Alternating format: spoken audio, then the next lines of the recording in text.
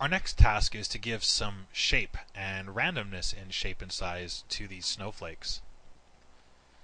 If we look at the emit from surface compound, we can see that our shape right now, which is also available as an input on the compound itself, is of shape point, which has no size. In fact, the size attribute has no bearing on shape if it's set to point. In order to have size affect the particles, we need to have the shape as something like sphere or box or cylinder. So I'll set them to sphere, and I'll set the particles to have an average size of, say, 1.5. If I hit play, we get the particles kind of drifting down. I'm actually going to take the default light in the scene, and I'm going to unhide it, and I'm going to bring it around maybe 210 degrees. There we go. So it's actually lighting the particles from the camera's perspective, roughly. If I actually look in the Explorer and I find my camera is actually aligned in the same direction as this light direction.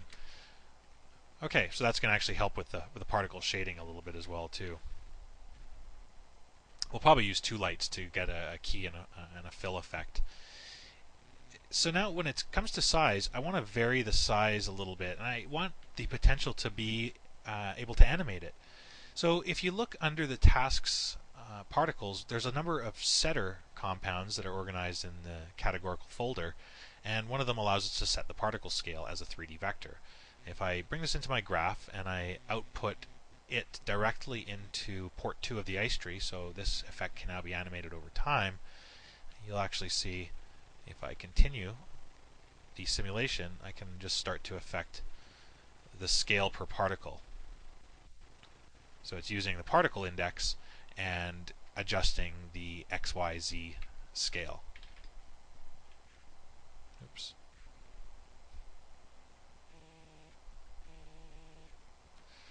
So rather than having the value set as a vector, I could actually go in and separate the XYZ into scalar values and drive those scalar values with randomized functions or randomized compounds.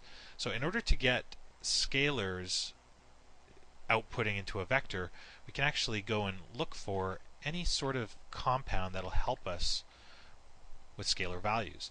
And if you look, there's a conversion node called scalar to 3D vector.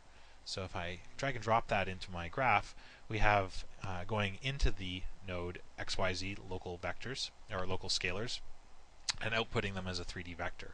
So we can set our particle scale according to this broken down vector now. And if we double click on the 3D vector, we can see the size in XYZ is initialized to 0. So let's just set that to 1.5.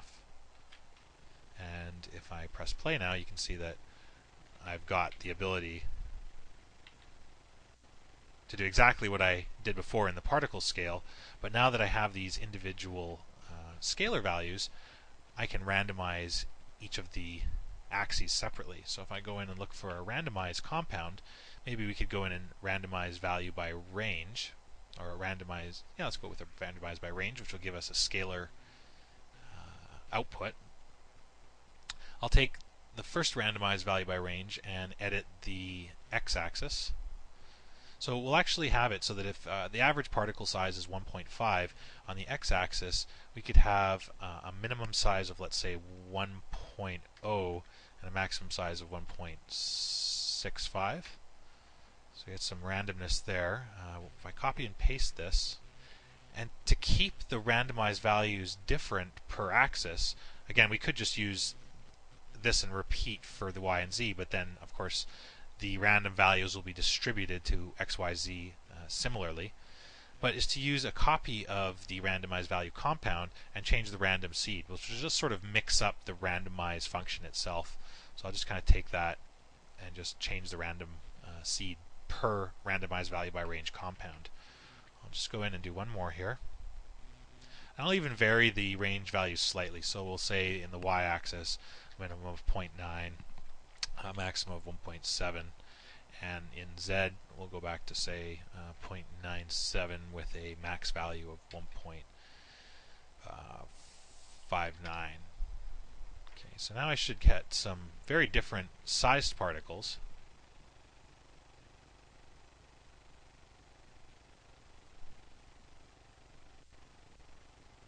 Okay, if I just stop that and zoom in, and you can see if I go and change that, I have very different scales per particle now. And if I animate it, of course you can see how each particle varies, but again I'm not really looking to do that. So I'm getting some thinner particles, some thicker particles, and again when the values are really small it's kind of hard to see on these screens, so I just artificially pumped it up there so you could get a sense of it. Maybe I'll even take the values and vary their range a little bit more per scalar value.